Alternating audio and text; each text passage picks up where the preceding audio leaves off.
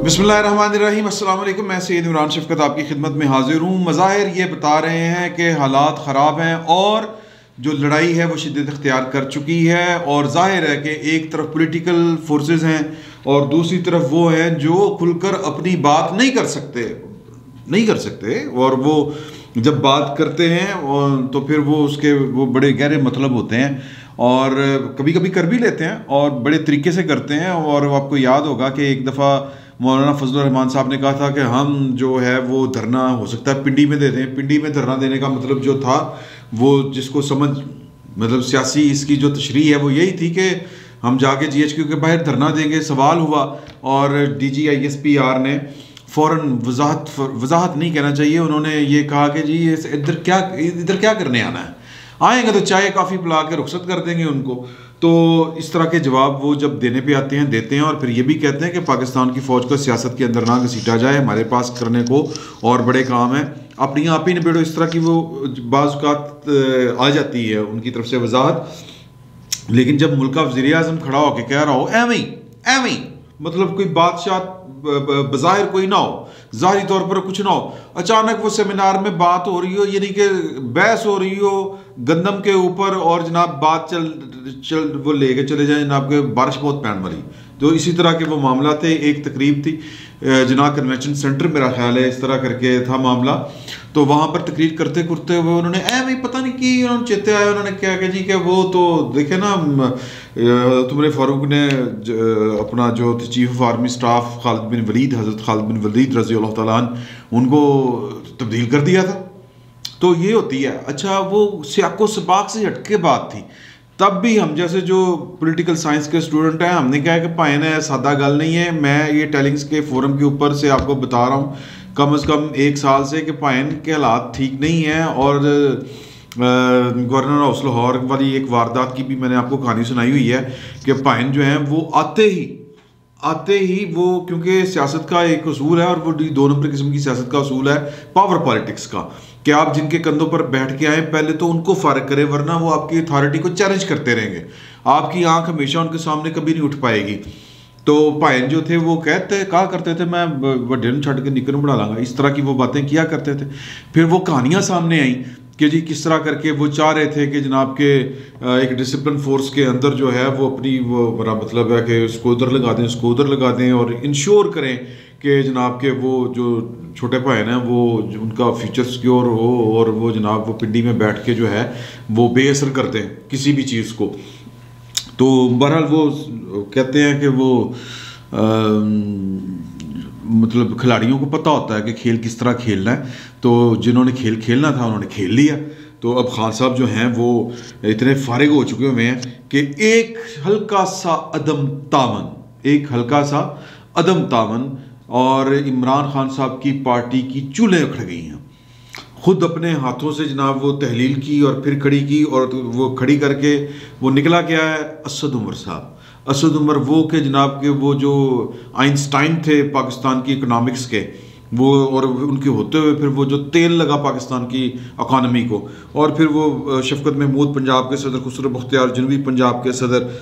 परवेज़ खटक साहब KPK के सदर, परवेज़ खटक साहब KPK के सदर, कासिम सूरी साहब बलोचिस्तान के सदर और अली जैदी साहब सिंध के सदर। ओके, आपकी उनकी मर्जी है, लेकिन पार्टी हिल के रह गई है। क्यों हिल के रह गई है? तामन नहीं होया। क्या हुआ? उन्होंने कहा नहीं भाई अब पॉलिटिक्स में कोई हमारा नहीं, बस वो जो करना था हो गया सो हो गया। तो कहने का मतलब ये है कि एक दफ़ा इमरान खान साहब ने ये वाली बात की थी। मैं ये बड़ी अहम बात आपको बताने जा रहा हूँ कि 6 अक्टूबर को आपको याद होगा कि वो नोटिफिकेशन वाला फटा पड़ गया था और इमरान खान साहब जो थे वो कह रहे थे मेरा इख्तियार है, ये है वो है, आपने मुझे पूछे बगैर जनाब वो ये ट्रांसफ़र पोस्टिंग किस तरह हो गई, हो नहीं सकता, ये DG किस तरह चेंज हो सकता है, इस तरह करके वो बड़ा इशू बना था। फिर वो सितारों तक बात आई, सितारों की चालों तक बात आई, सूरज ग्रहण तक बात आ गई। फिर कहा कि जी कि मैं कर दूंगा। फिर वो जनाब अपना जो होता है कि जी कि अपनी टांग ऊपर करने की, मैंने फिर वो इंटरव्यूज़ करने हैं, वो इंटरव्यूज़ किए और फिर वो प्रेस रिलीज में जारी किया नोटिफिकेशन में कि जी कि इंटरव्यू करके पाइन ने वो नदीम अंजुम साहब को जो है वो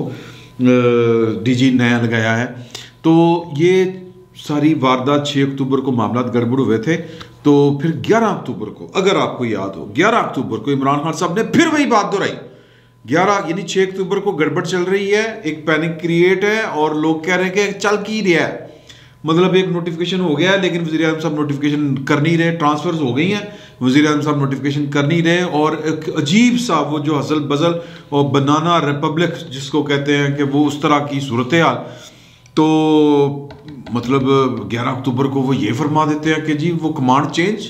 हज़रत उमर फ़ारूक ने कर दी थी। रियासत मदीना तो ये होती है कि रियासत मदीना सिर्फ कमांड चेंज करने वाली नहीं होती, हज़रत उमर फ़ारूक वो गश्त भी फरमाया करते थे, मतलब वो गरीबों का किस तरह ख्याल रखा करते थे। मदीना की रियासत में कोई भूखा सो नहीं सकता, सोता अगर था तो जनाब टेंशन जो हो जाती थी अमीरुल मोमिनीन को, राती उनको तो सोते ही नहीं थे, मतलब टेंशन का ये आलम था कि अल्लाह के हुजूर जाके मैंने जवाब देना है। तो मैं ये मामला जो है वो ईमान वाली जो है उस तरफ नहीं लेके जाना चाह रहा, मैं ये एक पॉलिटिकल मामला है, मैं इसको पॉलिटिकली रखना चाहता हूँ। इमरान खान साहब ज़ियाउल हक साहब के बाद वो आदमी हैं, वो हुक्मरान है कि जो मतलब लोगों के ईमान के साथ खिलवाड़ कर रहे हैं और इमोशनली वो जिसको कहते हैं ना इमोशनल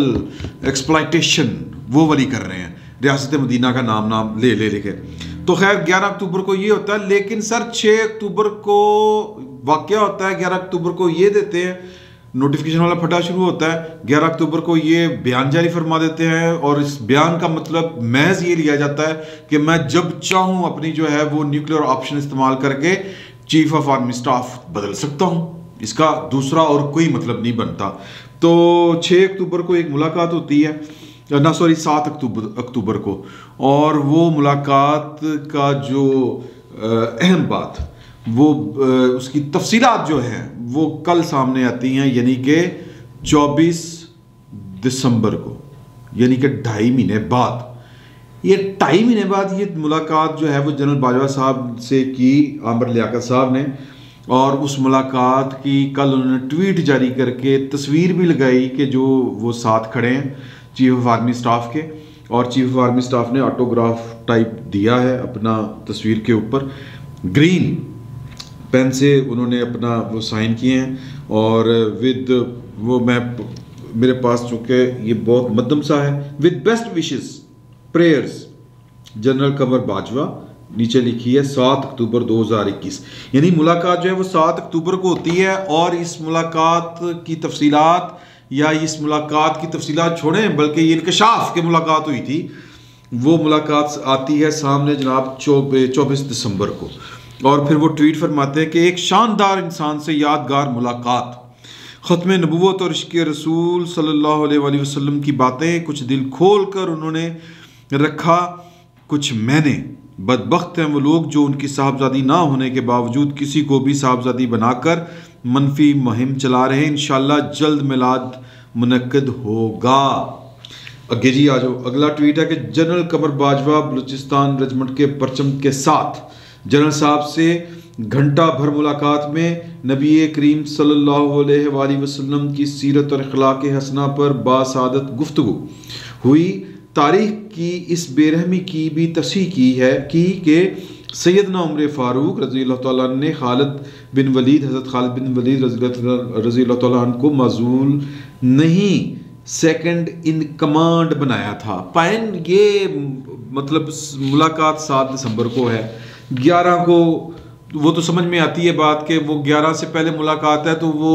पिछली बात कर रहे हैं कि जो इमरान खान साहब ने अचानक बम फोड़ दिया था कि जनाब के वो होते हैं जो हो सकता है, वो तो जो हज़रत उमर ने तब्दील कर दिया था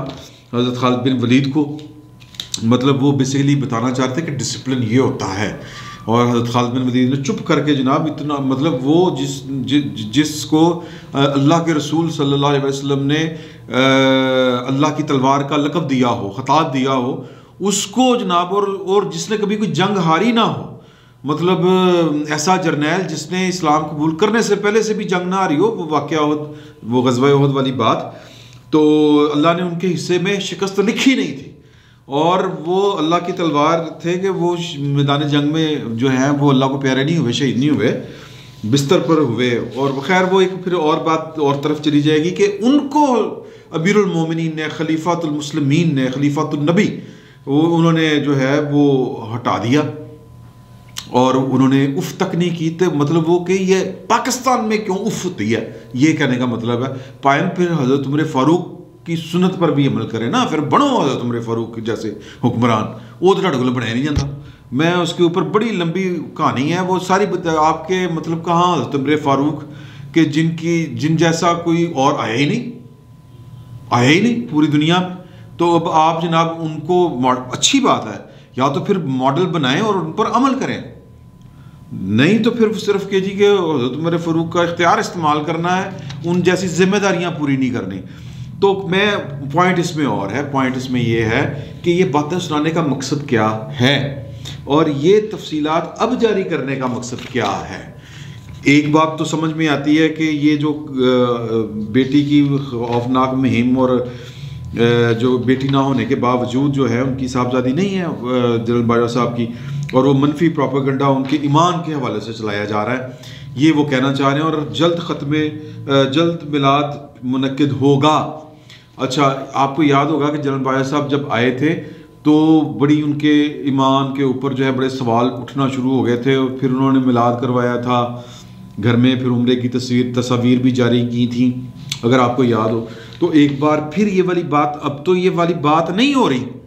तो क्या ऐसा तो नहीं कि जनरल साहब को लगाओ कि यार कि ये दोबारा बात, चूंकि 6 अक्टूबर वाला वाक़या हो चुका है, तो सियासतदान तो फिर सियासतदान होता ना यार, तो कहीं इमरान खान साहब जो हैं या कोई और कि वो कोई नेगेटिव जो कंपेन ना शुरू कर दे, जो उनके आते ही ये शुरू कर दी थी किसी ने, अच्छा वो किसी और ने शुरू की थी, वो फिर वो उसको उसका खमियाजा भी भुगतना पड़ा। जाली जब आप किसी के ईमान के ऊपर सवाल उठाएंगे तो कौन उठा रहा है? अभी कोई नहीं उठा रहा, कोई बात सामने नहीं। मुझे लगता है ये खदशा था या है, और फिर ये मतलब वो 7 अक्टूबर को उनको खदशा था कि यार के अब हो सकता है कि ये वाली नेगेटिव कंपेन शुरू की जाए, अभी तक नहीं आई। अब 2.5 महीने बाद जारी करने का मतलब ये है कि शायद हो, या मुझे नहीं समझ आती कि आमिर लियाकत साहब ने इस मुलाकात को 2.5 महीने तक छुपा के रखने की उनको क्या ज़रूरत थी, या अब जाहिर करने का कोई ना कोई मकसद होगा। देखें, ये बड़े लोग हैं, ये बड़ी गेमें होती हैं, ये बड़ी जिम्मेदारियां होती हैं, और मतलब पहली बात तो ये कि मुलाकात होना एक MNA से, जाहिर है कि एक MNA नहीं है ना, उनकी हैसियत तो यही है कि वो एक पार्टी के MNA है, हुकूमती पार्टी के, और फिर वो मुलाकात होना, फिर वो मुलाकात का दबा लेना, या कि वो किसी को जाहिर है कि बताएंगे तो पता चलेगा ना कि मुलाकात हुई, और फिर एक ख़ास वक्त में आकर 2-2.5 महीने बाद वो मुलाकात की तफसीलात जारी होना, या मुलाकात का इंकशाफ होना कि जी को मुलाकात भी हुई है और ये बातें डिस्कस हुई हैं। तो इसका मतलब इसके अलावा और कोई नहीं बनता कि ये एक सोची समझी मुलाकात उन्होंने हुई थी और कुछ सोच के की होगी। जनरल साहब जो हैं वो एम थोड़ी मुलाकात हर बंदे से तो नहीं मुलाकात करते ना, जाहिर है कि मतलब एक ऑफिस है, एक डेकोरम है, एक सारी सब चीज़ें हैं और बड़ी छान फटक की चीज़ें होती हैं, ऐसे नहीं होती। और फिर मतलब आमिर लियाकत साहब की हद तक कि ये अब जारी करने का क्या मतलब है, इसका मतलब ये है कि जनाब अली के कुछ ना कुछ जो है मामला जो है वो गड़बड़ है, इसका और कोई मतलब नहीं बनता। लेकिन अब अगर हम इसको एक बिल्कुल आम मासूम शहरी निके बच्चे जिसको कोई अकल समझ नहीं है, ओके बिल्कुल लेमैन जिसको हम कहते हैं, वो उस तरह करके बात करें तो फिर वो बात बड़ी अजीब सी लगती है। वो सईद साहब भी कह रहे थे कि जी कि बायो साहब को इनसे मुलाकात करने की ज़रूरत ही क्या थी, मतलब जो बात सिरे से कोई वजूद में ही नहीं है वो मुलाकात वो बातें कर रहे हैं कि जी कि वो बेटी के ख़िलाफ़ कंपेन, मनफी प्रोपेगेंडा, ये वो। और जनरल बायो साहब को ये मैंने बताया कि हज़रत उमर फारूक ने हज़रत खालिद बिन वलीद को हटाया नहीं था, माजूल नहीं किया था, सेकंड इन कमान कर दिया था। इसका मतलब वैसे वही है, सेकंड इन कमान किया था तो ये मतलब वही है कि यानी चीफ ऑफ आर्मी स्टाफ से हटा के vice chief of army staff command तो फिर लेना वापस। तो ये बातें जो हैं ये बेवक्त की रागनी नहीं है, कहने का ये मकसद है। और ऐसे वक्त में ये चीज़ें सामने आ रही हैं कि जिससे शक ये पड़ता है। मैं माजरत के साथ ही वाली बात करूँगा, अब क्या करें कि इसका मतलब यही बनता है कि यार कि कोई रौला पाई, या तो इमरान खान साहब जो हैं वो कोई कुछ और सोच रहे हैं, मतलब कोई तसादम की तरफ जाना चाह रहे हैं कि मैं नहीं छटांगा किसी को, मैं जनाब मैं ये कर दूँगा वो कर देगा। एक तो ये बात हो सकती है। वैसे मुझे लगता है कि इमरान खान साहब इस तरह की कोई हरकत नहीं करेंगे इस तरह की जो भी हरकतें होती हैं, या तो हो कि वो जिसको हम कहते हैं ना इन ट्रू सेंस हो, वो कहते हैं पूरी नेक नीति के साथ हों, किसी इंतकामी सोच, किसी इंतकामी कार्रवाई, या कह लें कि वज़ीर आज़म साहब जो थे वो वाकई सिर्फ अपना काम कर रहे थे और उनको काम नहीं करने दिया जा रहा था, या मतलब इस तरह की कोई बात, या एक कह लें कि ड्यू प्रोसेस, मतलब ये कि मेरी ये गल नहीं मनी तो फिर मैं ऐ करांगा, इंतकामी, ये चीज़ें ठीक नहीं होती। और वज़ीर आज़म के ऑफिस में बैठ के सिर्फ जो है वो अपना दस्तूरी फ़राइज़ सर अंजाम देने चाहिए। ये कोई दस्तूरी फ़र्ज़ पूरा नहीं किया नहीं है कि आप जनाब बैठ के प्लान कर रहे हो, अच्छा यार ए बंदा उत्थे लग जाए पिंडी, तो ये फिर जो है वो मेरे ख़िलाफ़ कोई भी मुहिम अगर कोई करना चाहे, मुहिम जोई, तो वो नाकाम हो जाएगी, क्योंकि ये वहाँ पर बैठा होगा। ओके, तो मैं इसको जनाब ये सिक्योर कर दूंगा, फिर मैं इसको मतलब अक्टूबर नवंबर के बाद अगले साल इसको मैं जनाब यूँ करके बड़ा अफसर बना दूंगा, फिर मेरे अगले 5 साल भी बड़े ठीक लगेंगे। पाइन इस तरह काम नहीं होते। सर्व करें, गवर्न करें, और फिर जो है जो भी नताइज बरामद हों या फिर जो भी हालात हों उसके मुताबिक फ़ैसला करें, और वो फैसला नेक नीति की बुनियाद के ऊपर हो, गवर्नेंस की बुनियाद के ऊपर हो, ना बजाय इसके कि जी कि आप किसी साजिश की बुनियाद के ऊपर या कुछ साजिशें बुनते फिरें, तो फिर वो काम ख़राब हो जाते हैं, क्योंकि अमाल का दारोमदार नीयतों पर होता है और अल्लाह ताला आपको नीयतों की मुराद देता है। तो ये चीज़ें पाइन, ये सिंपल सी बात है कि ये सादा चीज़ें नहीं हैं। ये जो मुलाकात थी ये भी सादा नहीं थी। 6 अक्टूबर के बाद मुलाकात होती है अगले दिन, और ये चीज़ें बेसिकली पाकिस्तान या पॉलिटिक्स में बेसिकली जो सिग्नल्स होते हैं, ये इशारे होते हैं, ये मैसेजिंग होती है, ये पैगाम रसानी होती है, ये कुछ चीज़ें कन्वे करनी होती हैं। वो जो चीज़ें नहीं हो सकती कन्वे सीधे तरीके से, और वो कुछ मजबूरियाँ होती हैं, कुछ डेकोरम्स होते हैं, वो नहीं हो सकती होती। तो लिहाजा ये मुलाकात जो थी, या तो फिर है कि किसी तरफ से ये बात जो है वो सामने आ जाए, मतलब कि जी कि ये मुलाकात जो थी वो इन मकासद के लिए थी, या पाइन का जो कहना है आमिर लियाकत साहब जो फरमा रहे हैं इसका हमसे कोई लेना देना नहीं है, तो फिर तो समझ में आती है बात। लेकिन ये हो नहीं सकती। मैं माफ़ी चाहता हूँ, हो तो सकता है, सब कुछ हो सकता है, लेकिन जो हालात बता रहे हैं उसमें इसके मानी बड़े खौफनाक हैं। और वो खौफनाक मानी ये है कि इमरान खान साहब शायद देखें ना कि वो 7 अक्टूबर को मुलाकात है, तो वो इस मुलाकात की जो है वो भिनक किसी को नहीं पड़ी, सिंपल सी बात है। और फिर उसके बाद इमरान खान साहब की जो हरकतें हैं वो शायद इस तरह की हैं कि फिर ये मजबूरी बन गई कि ये चीज़ जो है आमिर लियाकत साहब को कहा जाए कि यार, या आमिर लियाकत साहब को समझ आए कि नहीं है हुण मौका है ये वाली बात बता दे। तो इसका एक और मतलब भी है कि इमरान खान साहब की वो अंदर से भी सपोर्ट नहीं है उस तरह से कि अगर फैसला करने का वक्त आएगा इमरान खान साहब के साथ खड़ा होना या किसी और तरफ जाना है हमने, तो बहुत सारे लोग जो हैं वो फिर अपनी मर्जी करेंगे। आप ये बात समझे। तो वो जो पीटीआई के अंदर भी बहुत से ऐसे लोग हैं जो फिर इमरान खान साहब के अपने आप को ताबे नहीं रखेंगे। सूरत हाल संगीन है, सूरत हाल जो है वो लग रहा है कि पायन हालात कोई बहुत अच्छे नहीं है। इमरान खान साहब की मैंने जिस तरह बताया कि सिर्फ एक अदम तामन की वजह से पूरी की पूरी पार्टी उल्टी पड़ी, मुद्दी पै गई। तो फिर ये चीज़ें जो हैं वो इसका मतलब है ये ट्वीट्स बता रहे हैं कि चीज़ें बहुत ज़्यादा नॉर्मल नहीं है, बल्कि नॉर्मल है ही नहीं, चीज़ें कुछ गड़बड़ चल रही हैं। फिर वक्त इतना ही, बहुत बहुत शुक्रिया।